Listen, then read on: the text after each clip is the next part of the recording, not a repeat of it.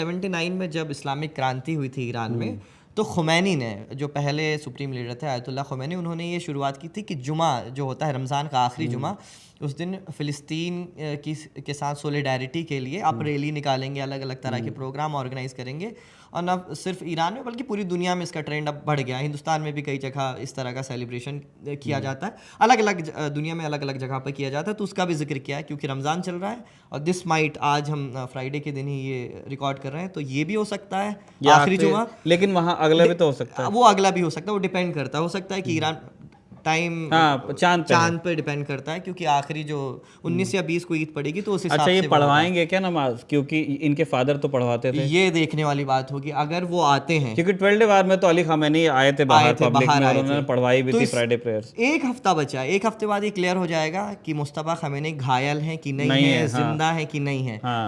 Most probably हो जाना चाहिए आने वाले दिनों में।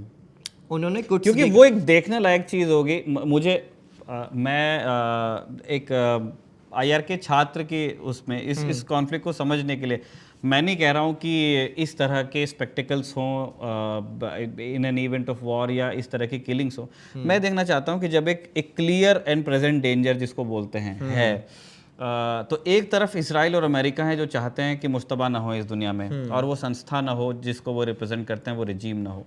दूसरी तरफ मुश्तबा या जो इंस्टीट्यूशन है, दैट सीट ऑफ पावर है ना, विलायत अल फ़क़ीह जिसको कहते हैं, उस पूरे सिस्टम का मतलब ही है कि अगर रमज़ान का जो आखिरी जुमा है उसमें वो नमाज नहीं पढ़वा पाते हैं, जो कि एक बहुत बड़ा सिंबल होने वाला, न सिर्फ रिलीजियस उस पे बल्कि एज ए नेशन, मतलब जो एक इस्लामिक नेशनलिज्म ईरान में है ना, वो उसका भी एक प्रतीक होगा कि ऐसे समय में जब ईरानी अपने नेता को देखना चाहते हैं, जो 12 वार में अली खामेनी ने किया था। तो अली खामेनी ने कोई बहुत लंबा स्पीच नहीं दिया, वो जस्ट आए, वो फ्राइडे बहुत लंबा, कितना समय लगता है साजिद पढ़वाने में? 10 मिनट की नमाज, 5 मिनट की नमाज, और वो प्रोटोकॉल आना जाना, मतलब आधे घंटे की वो बात है ना। खुतबा होता है 20 मिनट का, 20-25 मिनट का खुतबा होता है और आपकी 2 रकात नमाज होती है जुमे की।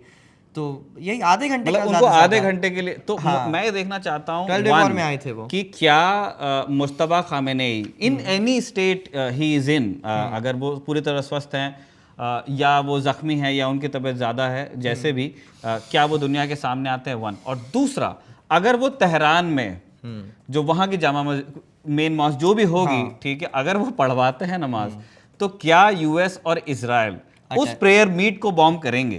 मुश्किल लगता है इस तरह का कुछ। नहीं, जैसे इससे पता चलेगा ना कि कौन सी साइड स्टेक्स को कितना ऊपर ले जाना चाहती है।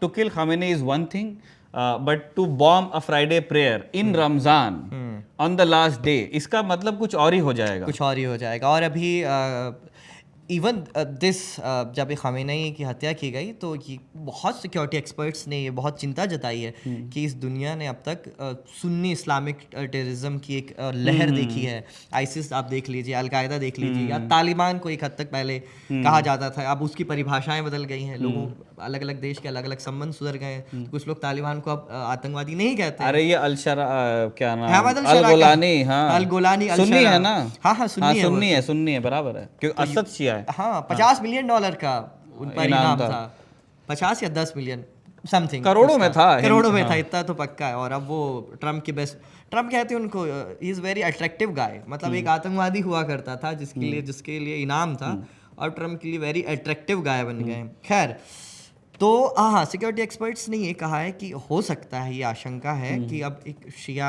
टेररिज्म की लहर हो सकता है कि दुनिया देखे, क्योंकि हमने देखा है कि मिलिशिया इनकी हैं, लेबनान में है, हिजबुल्लाह है, यूती है, हमास है। हाँ, हमास तो खैर सुन्नी संगठन हो गया, लेकिन शिया मिलिशिया की अभी, शिया टेररिज्म का भी इराक में बहुत है शिया मिलिशिया। हाँ, इराक में भी आज आप अभी उस पे करेंगे अभी केसी 135 में हम। खैर, तो हम भटक रहे हैं हवा। अब आते हैं 5वें पॉइंट पर, तीसरे पॉइंट पर। शिया टेररिज्म का कुछ कह रहे थे। हाँ, वही कि शिया टेररिज्म की लहर बढ़ सकती है। जो सिक्योरिटी एक्सपर्ट्स हैं उन्होंने यही बोला है कि हो सकता है कि वेस्ट में और अमेरिका में ख़ास तौर पे, या इसराइल में, क्योंकि ऐसा हमने नहीं देखा, जैसे सुन्नी टेररिज्म की बात की सुन्नी इस्लामिक टेररिज्म की जब बात की जाती है तो आइसिस का सबसे ज़्यादा नाम आता है, दाइश का, और उसामा बिन लादेन का जो संगठन था अलकायदा, उसका नाम आता है। तो ये लोग तो सुसाइड बॉम्बिंग में मानते हैं, ये आतंकवादी सुसाइड बॉम्बिंग में मानते हैं और जाके फट जाते हैं। लेकिन शिया मिलिशिया की तरफ से